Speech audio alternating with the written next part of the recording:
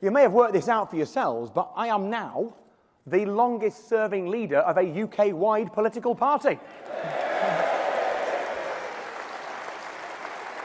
I have seen off all the heavyweights: Cameron, Farage, Natalie Bennett, Roy Hodgson, Mel and Sue.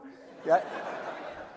So Liberal Democrats are good at lots of things, but the thing it seems that we are best at is confounding expectations. We were expected to shy away from taking power, but we stepped up and we made a difference. We were expected to disappear after the 2015 election, but we bounced back. We are almost twice the size we were then. We've gained more council seats than every other party in this country put together.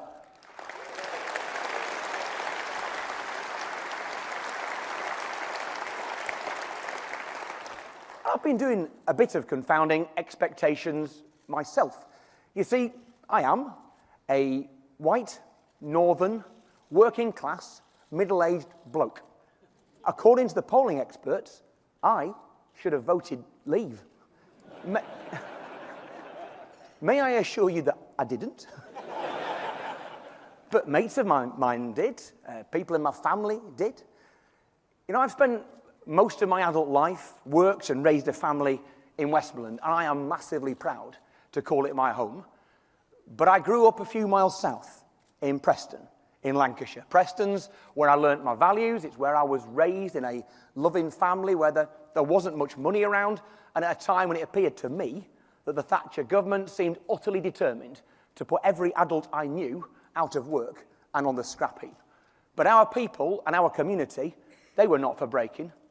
The great city of Preston is a no-nonsense place, proud of its history, ambitious about its future.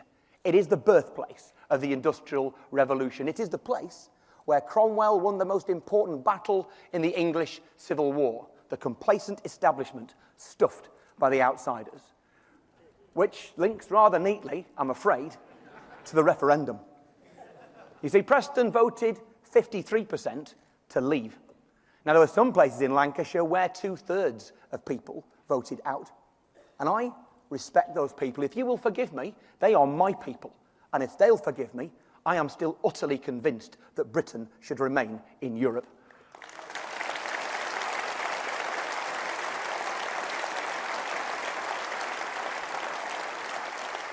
I was convinced on the 23rd of June. I am today. I will continue to be, not because I am some starry-eyed pro-European with Ode to Joy as my ringtone. We all know what I have as my ringtone. But because I am a patriot and believe it's in our national interest to be in. For more jobs, for lower prices, to fight climate change, to stop terrorism, to catch criminals, to have influence, to be a good neighbour, to stand tall, to stand proud, to matter. And above all, because I believe that Britain is an open, tolerant and united country, the opposite of the bleak vision of Nigel Farage and Boris Johnson.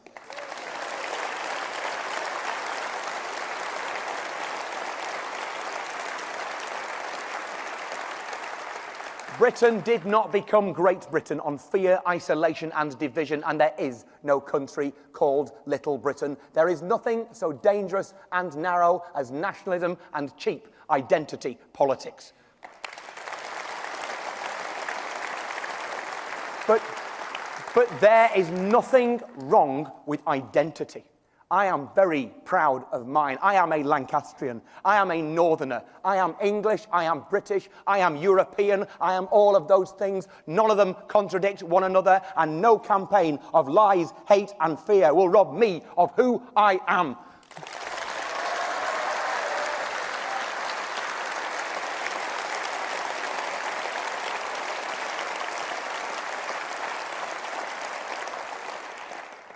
But we lost. We lost, didn't we? Now, I was born and raised in Preston, but the football mad half of my family is from Blackburn, so I am a Rovers fan. Thank you. Defeat and disappointment is in my blood. So those who say I am a bad loser are quite wrong. I am a great loser. I have had loads of practice.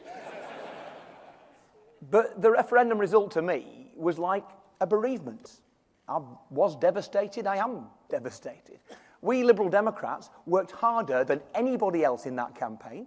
We put blood, sweat and tears into it. We put the positive case for Europe while Cameron and Osborne churned out dry statistics, fear-mongering and shallow platitudes. It's easy to say, after such a narrow a referendum result, that we are a divided country. But in many ways we are, and the split between Leavers and Remainers is just a manifestation of that division. Britain today is far too unequal. There is too much excess and too much poverty, too much wealth concentrated in some parts of the country and too little in others. So, a couple of weeks after the referendum, I went back to Preston and we booked St Wilfrid's Church Hall just off Fishergate for a public meeting. Now, when my office booked the place, they had no idea that it actually meant something quite deeply to me personally. Because the last time I'd been in that church, I was there for my nan's funeral 10 years earlier. And the last time I'd walked out of it was as a pallbearer for her. So I was in what you might call a reflective mood when I began the meeting. Now, there were perhaps 70 or 80 people there. Most of them had voted to leave.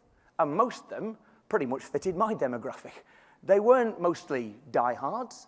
I reckon honestly that 3/4 of them could have been persuaded to vote Remain up until about 2 or 3 weeks out. One guy said that the clincher for him was George Osborne's punishment budget. And when he said that, pretty much the whole room chipped in and agreed with him.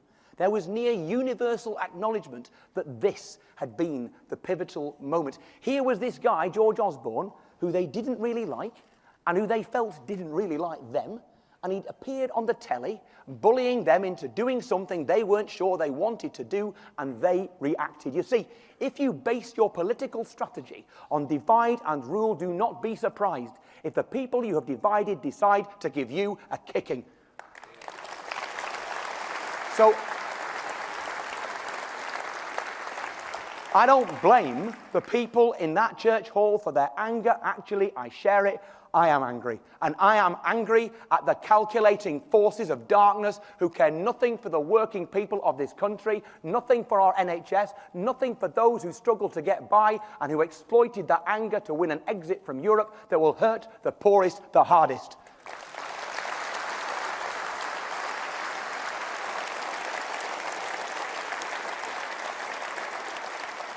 The people in that church hall in Preston, they had voted differently to me, but I thought, you know what? We are on the same side here. We see a London-centric, no, Westminster and Whitehall-centric approach from politicians and the media, treating the provinces as alien curiosities.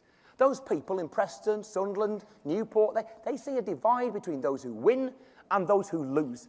When the country is booming, they do not see the benefit, and when the country is in decline, they are the first to be hit. At that meeting, they talked about low wages, about poor housing, about strains on hospitals and schools. Their problems weren't caused by the European Union. They were caused by powerful people who took them for granted, by politicians who have spent decades chasing cheap headlines and short-term success for their own political careers and never acting in the long-term interests of the whole country.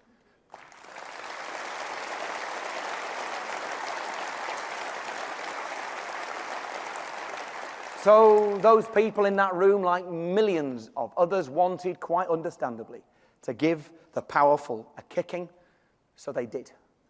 Now, I wanted Britain to remain in the European Union, and I still do, but we have got to listen, to learn and to understand why millions of people voted to leave. We can't just tell them they're wrong and stick our fingers in our ears.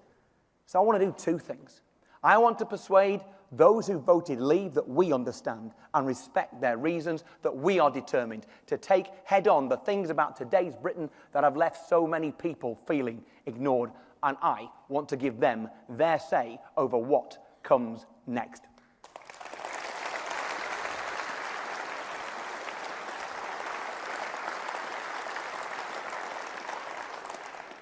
So, Theresa May says Brexit means Brexit. Well, thanks for clearing that up. Absolute genius. Nearly 3 months since the referendum, and we have a government with new departments, new titles, a new Prime Minister, but no plan, no vision, no clue, and no leadership. Theresa May did so little in the Remain campaign that she actually made it look like Jeremy Corbyn pulled the shift. And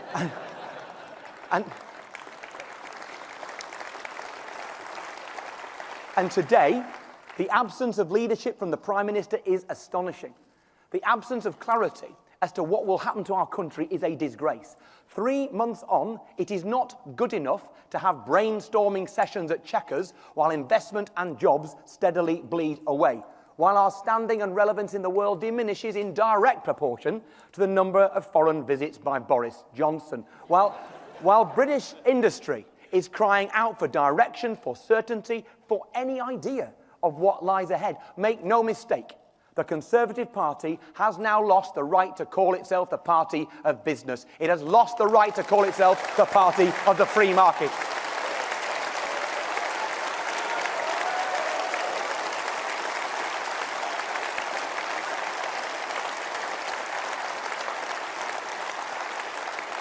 The Conservative Party no longer supports business, no longer understands the need for calm economic pragmatism, but instead pursues the nationalist, protectionist fantasies of the Brexit fundamentalists who have won the day. Indeed, my message to any business in this country, large or small, is this. If you are backing today's Conservative Party, you are funding your own funeral.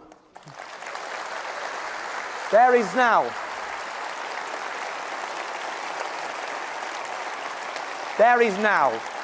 only one party that believes in British business, large and small, that believes in entrepreneurship and innovation. That is the Liberal Democrats. We are the free market, free trade, pro-business party now.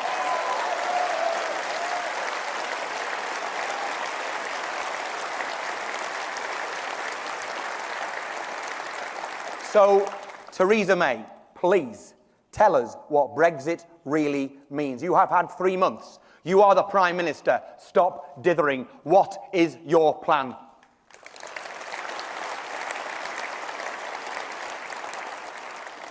The Liberal Democrats have a plan. We know what we want and we know where we want to take our country. When Theresa May does agree a deal with the European Union, we want the people to decide. Not a rerun of the referendum, not a second referendum, but a referendum on the terms of the as-yet unknown Brexit deal. And if the Tories say, we've had enough referendums, I say, you started it.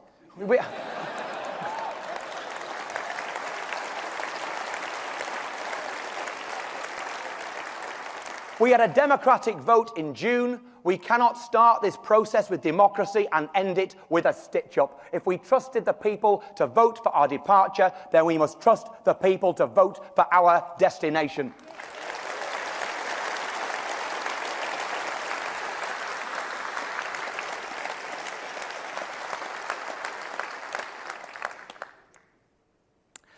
Millions of people have not been well served by generations of politicians who put their own short-term political needs before the long-term interests of the people they were supposed to be serving, and politics is about service.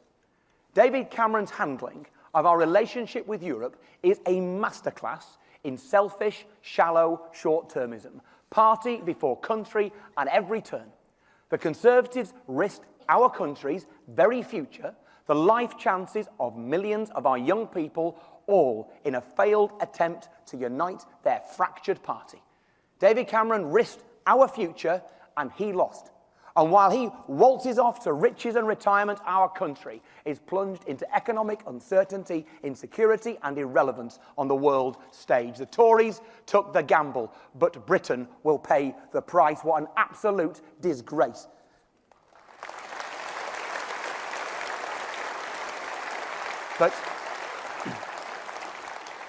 But their short-termism does not stop with Brexit.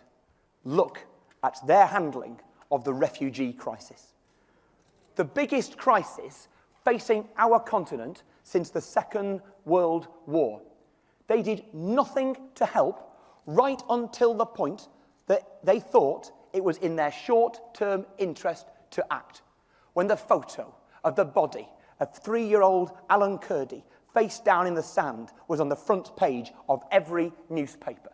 The people were shocked, heartbroken. They demanded action, and the Tories did the bare minimum. But since then, the front pages have moved on, and they have barely lifted a finger. Now, there are some on the centre-left who are squeamish about patriotism, but not me. I am proud of my country, and I hate it when my government makes me ashamed. When I was on the island of Lesbos last year, after we'd helped to land a flimsy boat of desperate refugees, I was handing out bottles of fresh water alongside other volunteers. And a few yards away was an aid worker from New Zealand who knew that I was a British politician. And she looked at me and she shouted, stop handing out bottles of water and take some effing refugees, because that is how Britain is seen, mean and not pulling its weight. And maybe that doesn't bother some people, but it bothers me, because I am proud of who we are. I am proud of who we are.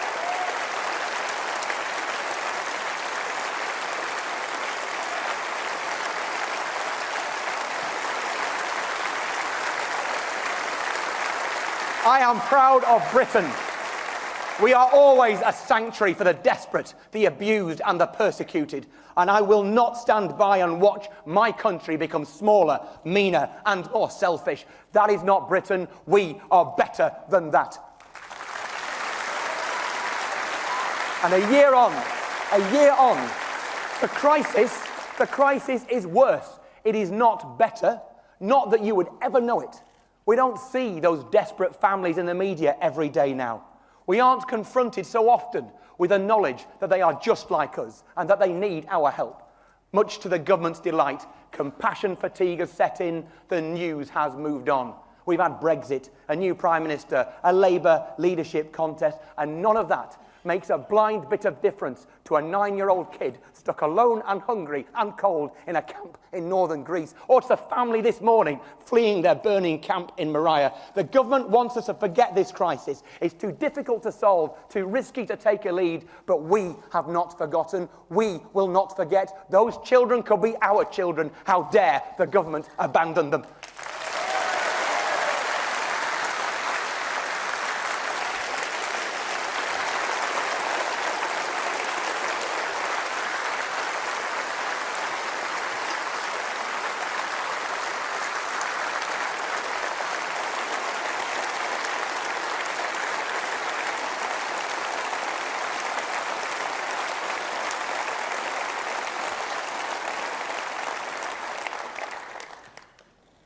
But short-termism in politics goes back a lot further than just this government. You've got to look at the way the Conservatives in the 80s and Labour in the 90s treated the banks. Sucking up, deregulating, encouraging a culture of risk and greed. Instead of building an economy that served the long-term needs of the whole country, they put all their eggs in one basket, the banks. And for a while, well, things were good for Britain. Britain boomed. But they didn't invest in modern infrastructure that could benefit the north of England, or Scotland, or Wales, or the Midlands, or the Southwest. They didn't invest in the skills the next generation would need. They didn't invest in our manufacturing base. All they did was allow the banks to take bigger and bigger risks, build up bigger and bigger liabilities, and when the banks failed, we were all left paying the price. In lost jobs, in lower wages, in debt, in cuts to public services. Short-term thinking, long-term consequences. And nowhere is this danger posed more by short-term thinking greater than with the future of our National Health Service. Can you remember a time when there were not reports on the news almost daily saying the National Health Service was in crisis? For years, politicians have chosen to paper over the cracks rather than come clean about what it will really take, what it will really cost. Not just to keep the NHS afloat, but to give people the care and the treatment that they deserve. And that means, finally, bringing the NHS and social care together.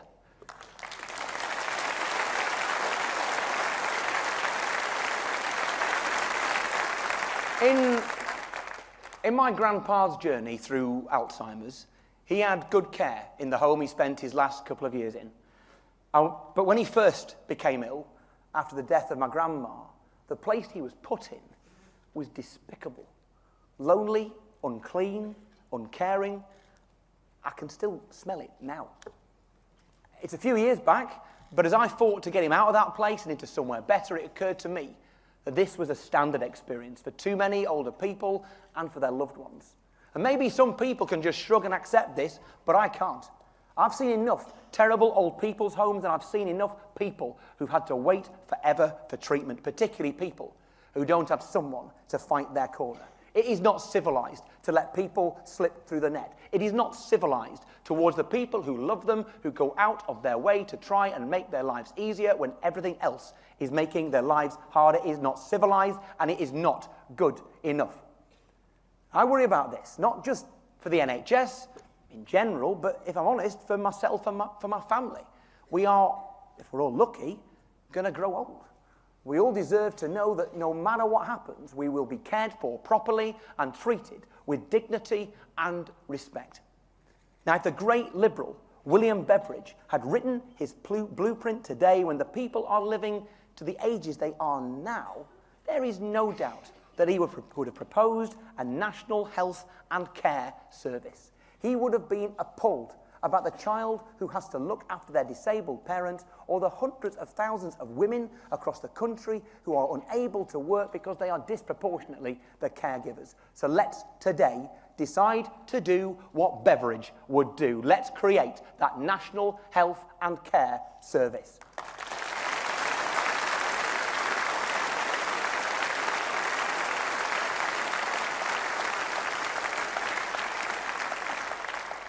And let's stop being complacent about our NHS. Of course, we have a brilliant NHS, best staff in the world, free care at the point of access, but we are spending far less on it every year than we need to. Of the 15 original EU countries, including Spain, Greece, and Portugal, we rank behind them in 13th place when it comes to health spending. It would take tens of billions of pounds a year just to bring ourselves up to their average, and it is not good enough. So we need to face the truth, the hard truth, that the NHS needs more money, a lot more money, not just to stop it lurching from crisis to crisis, but so that it can meet the needs and the challenges it will face in the years ahead, so that it can be the service we all need for the long term. Now, that means having the most frank and honest conversation about the NHS that the country has ever had. What Beveridge did for the 20th century, we must do for the 21st century. And in Norman Lamb, we have the politician who is most trusted and respected by the health profession, and deservedly so.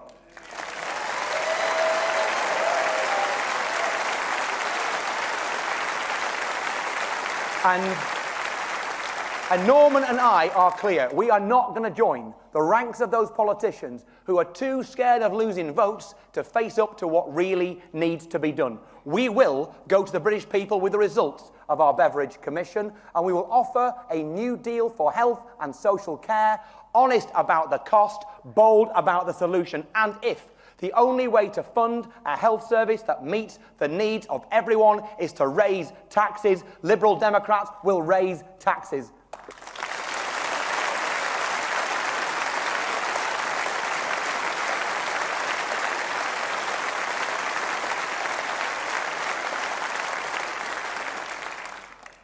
Short-term thinking is the scourge of our education system too. Governments have designed an education system, especially at primary school level, that is focused not on developing young people for later life, for work or for further study, but on getting them through the wrong kinds of tests. It's not about whether kids can solve problems or converse in other languages or even their own. It's about statistics, measurements, league tables. Instead of building an education system, we have built a quality assurance industry. It is no wonder so many teachers are frustrated. No wonder so many leave the profession. We have built a quality assurance industry. It is no wonder so many teachers are frustrated. No wonder so many leave the profession. Parents deserve to know that their child's teacher is focused on teaching. Teachers are professionally undervalued, driven towards meeting targets instead of developing young minds. And as ever, it is the poorest kids who suffer the most.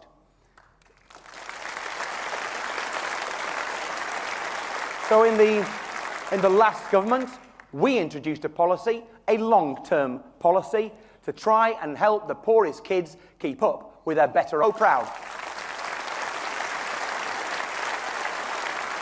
I am so proud of that, and I am so proud of Kirsty Williams, who is making a real difference every day to the lives of children across Wales. The pupil premium is not safe. So proud of Kirsty Williams, who is making a real difference every day to the lives of children across Wales. The pupil premium is not safe in Tory hands, but it is safe in Kirsty's. And what's more, she has doubled it. That is what happens when you get into power.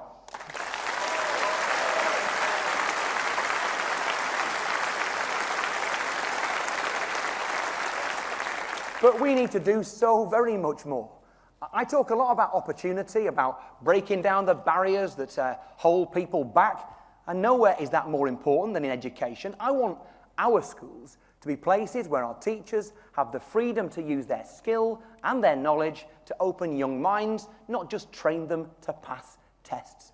I want them to be places where children are inspired to learn, not stressed out by those tests. So I want to end the current system of SATs in primary schools that are a distraction from the real education that professional teachers want to give their children, that weigh heavily on children as young as 6 and add nothing to the breadth of their learning. What are we doing? Wasting our children's education and wasting the teachers' talents on ticking boxes. And what are we doing? In 2016, threatening to relegate 80% of our children to education's second division by returning to the 11+.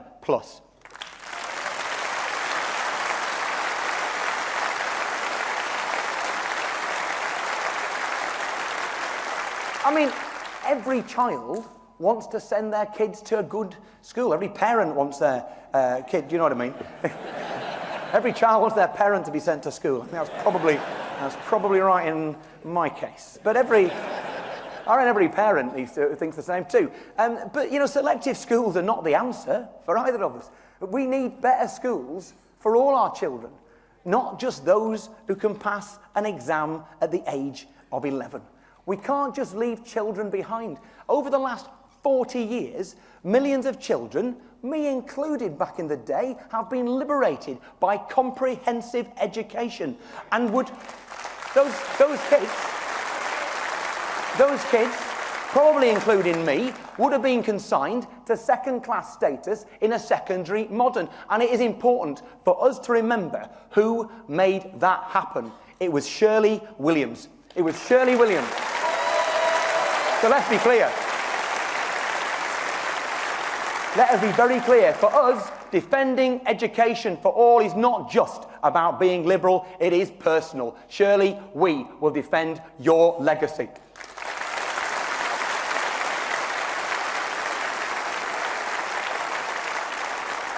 I mean, assessment is vital. Exams are actually important, but let's have assessment that leads to a love of learning and a breadth of learning that is relevant to what children will need next at school and in their future as adults.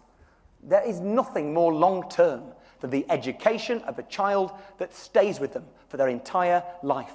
So let's end the box ticking. Let's teach our children and let's trust our teachers.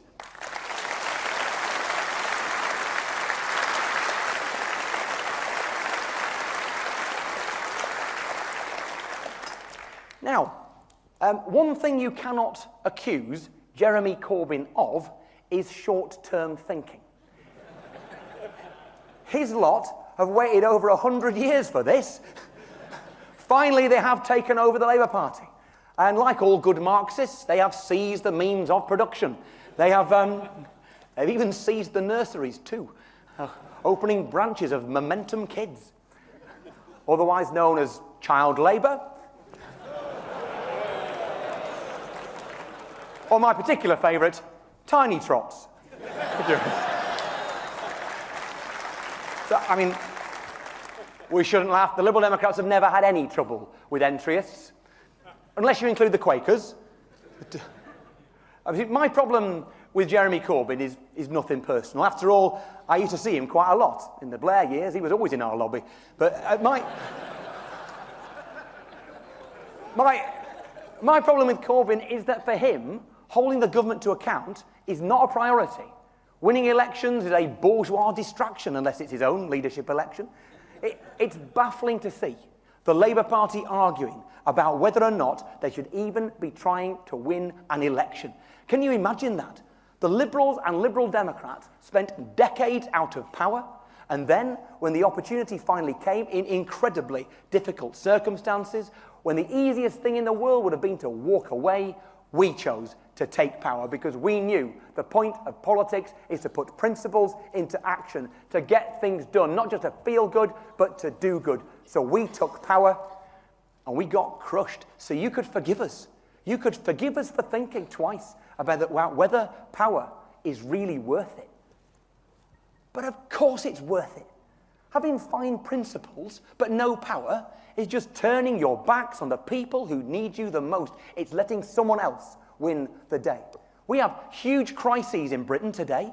In our NHS, in our economy, in our relationship with the rest of the world. We have a government, a Tory government, that got the support of less than a quarter of the electorate at the last election, led by a Prime Minister who nobody elected, that has plunged our country into chaos.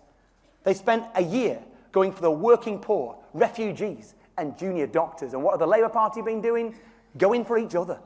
Instead of standing up to the Conservatives, they were sitting on the floor of half-empty Virgin trains. Because maybe Jeremy Corbyn thinks there are more important things than winning elections, but for millions of people desperate for an affordable home, for a fair wage, for a properly funded NHS, they cannot wait. How dare the official opposition abandon them?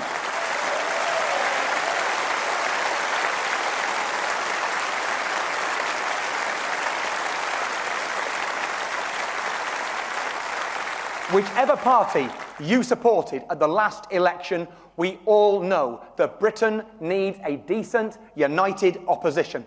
So if Corbyn's Labour has left the stage, then we will take the stage. People say to me, this is a great opportunity for the Liberal Democrats, but this is more than opportunity, it is duty. Britain needs a strong opposition. The Liberal Democrats will be that strong opposition.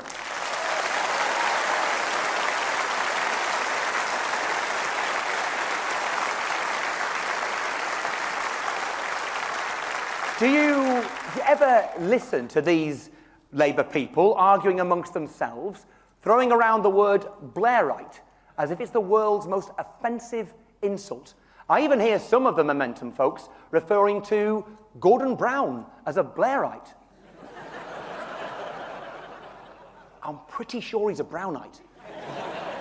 So, just to reassure you, I am not a Blairite. I was proud, very proud, to march against his illegal invasion of Iraq. I was proud to stand with Charles Kennedy. And I was incredibly proud just this summer when Charles' brave stance was vindicated in the Chilcot Report.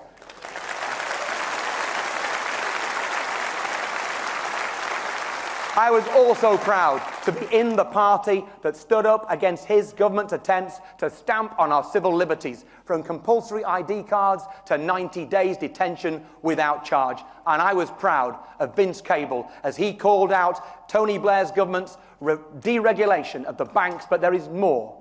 There is more to Tony Blair's legacy than that. You see, I kind of see Tony Blair the way I see the Stone Roses. I preferred the early work. Tony Blair's government gave us the national minimum wage. It gave us working tax credits. It gave us NHS investment and a massive school building programme. I disagree with him a lot, but I will not criticise him for those things. I admire him for those things. And I respect him for believing that the point of being in politics is to get stuff done. And you can only get stuff done if you win. Otherwise, you're letting your opponent to get stuff done instead. Now, the crowd in Corbyn's ranks like to talk in terms of loyalty and betrayal, where there is no surer way to betray the people you represent than to let your opponents win.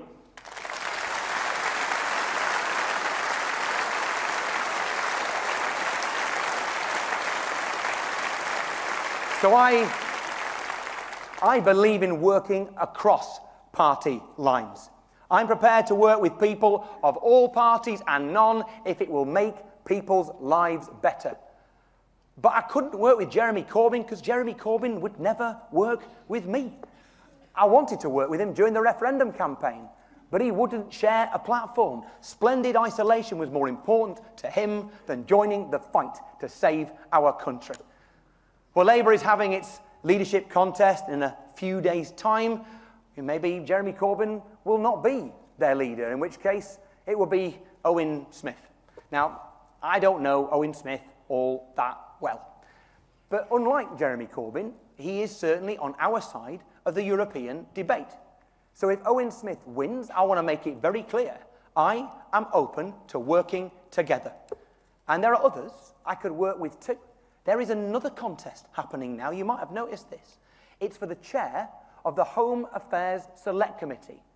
It is an important post, but with no offence, let's face it, it's kind of a retirement job. Among the contenders are Yvette Cooper, Caroline Flint, and Chuka Umunna. These are Premier League people. Shouldn't that be Labour's leadership contest? What are these people doing, jostling for position in a sideshow? They should be centre stage. The government needs an opposition, and that means progressives should be prepared to put our differences aside in order to hold them to account.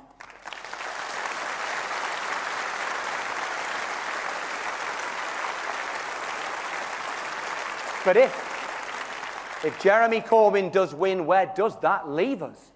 A Conservative Brexit government that without us to restrain them are showing their true colours. Reckless, divisive, uncaring, prepared to risk our future prosperity for their own short-term gain. And a Labour Party that has forgotten the people it is there to stand up for. Hopelessly divided, patently unfit for government with no plan for the economy or their country. Led by a man who is obsessed with refighting the battles of the past and ignoring the damage this government is doing to our future. And there is a hole, therefore, in the centre of British politics right now. A huge opportunity for a party that will stand up for an open, tolerant and united Britain. There is a hole in the centre of British politics right now for a rallying point for people who believe in the politics of reason, of evidence, of moderation, who want facts, not fear, who want responsibility, not recklessness, who want to believe that someone is looking out for the long-term good of our country. There is a hole in the centre of British politics right now that is crying out to be filled by a real opposition. So we will stand up to the Conservative Brexit government. If Labour won't be the opposition Britain needs, then we will.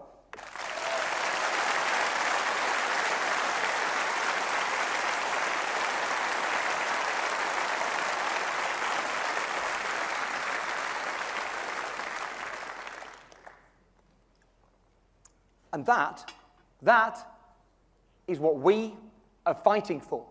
A Britain that is open, tolerant, and united. And we will only build that Britain if we win.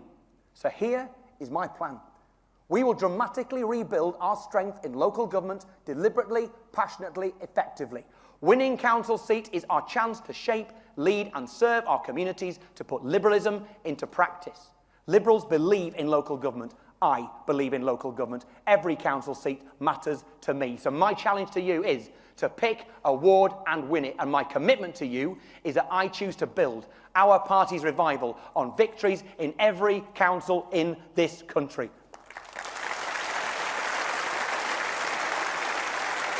And my plan includes continuing to grow our membership. Our party has grown up 80% in just 14 months, but that is merely a staging post. We will continue to build a movement that can win at every level.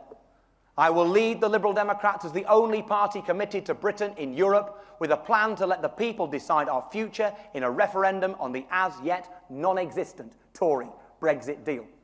I will lead the only party with a plan for our country's long-term future: green, healthy, well-educated, outward-looking, prosperous, secure. I will build the open, tolerant, united party that can be the opposition to this Conservative government on NHS underfunding, on divisive grammar schools, on its attacks on British business. I want the Liberal Democrats to be ready to fill the gap where an official opposition should be. I want the Liberal Democrats to be the strong, united opposition.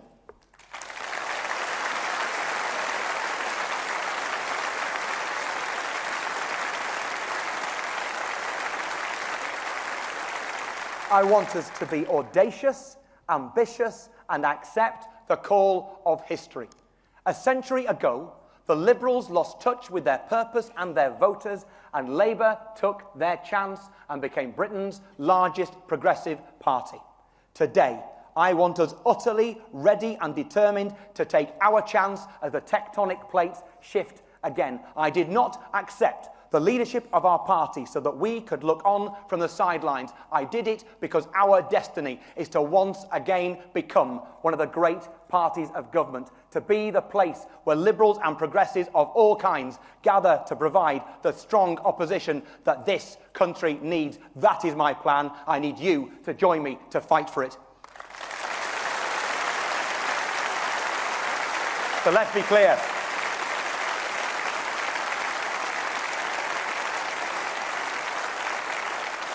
Let's be clear.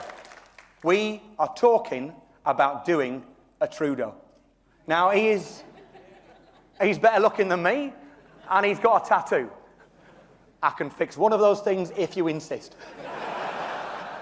I would not get into a boxing ring with him, but I reckon I could have him in a fell race. But the point is, Trudeau's Liberals leapt over an inadequate official opposition to defeat a right-wing Conservative government. Do you fancy doing that? Because I do. Because I do.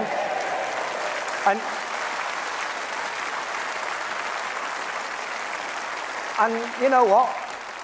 There are some people who will say, you know, steady on, you've only got 8 MPs. Well, look, maybe for the time being, some might be sceptical about us doing a Trudeau, but let's definitely agree that we can do an Ashdown to take this party from a handful of seats to dozens of seats, from the fringe to the centre, from irrelevance to importance. But what would doing an Ashdown mean for Britain today? Well, look, no one believes, whether boundary changes happen or not, that Labour will gain a single seat from the Tories. Mathematically, the SNP could only possibly take 1 seat off the Tories.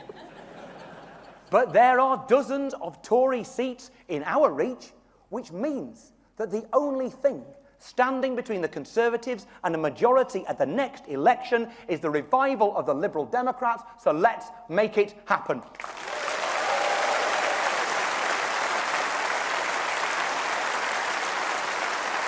And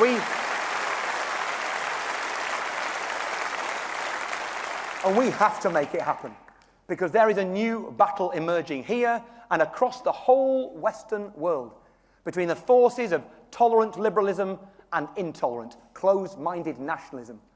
Of all the things that depressed me the morning after the referendum was seeing Nigel Farage celebrating. That really took the biscuit. Here is a man who fought a campaign that pandered to our worst instincts: fear, anxiety, suspicion of others. And he is not alone. His victory was welcomed by Marine Le Pen in France, Golden Dawn in Greece, and nationalists and populists all across Europe. And in a few weeks, he went from standing in front of that odious breaking point poster demonising desperate refugees to standing on a podium in Mississippi next to Donald Trump. And make no mistake, Farage's victory is becoming the government's agenda. When the government talk about a hard Brexit, that is what they mean. A Brexit that cuts us off from our neighbours, no matter what the consequences for people's jobs and livelihoods. A Brexit that toys with the lives of hard-working people who have made Britain their home, paid their way, immersed themselves in our communities. Just more than 1 million Brits have made their homes on the continent too. A Brexit that will leave us poorer, weaker and less able to protect ourselves, but we will not let Nigel Farage's vision for Britain win. To coin a phrase, I want my country back.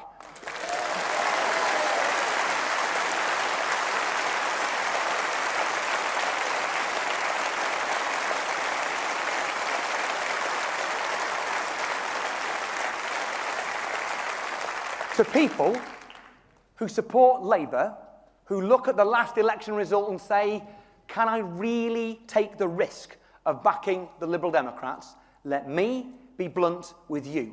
The risk is for you to do nothing.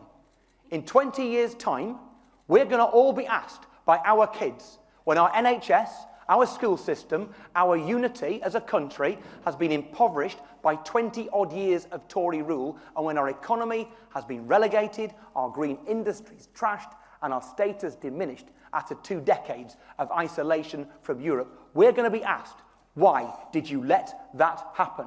What did you do to try and stop it? And you might explain, well, we lost the referendum, so we had to move on and live with it. Or you might explain, well, I was in the Labour Party.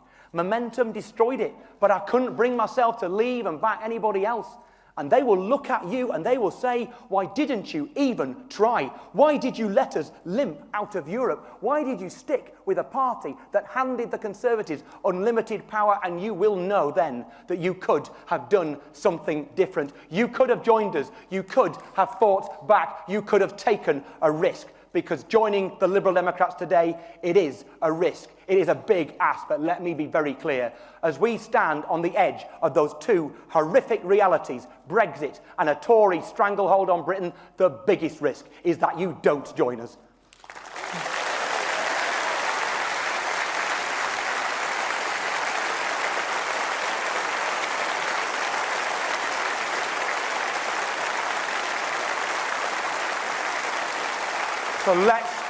So let's be absolutely certain of this reality.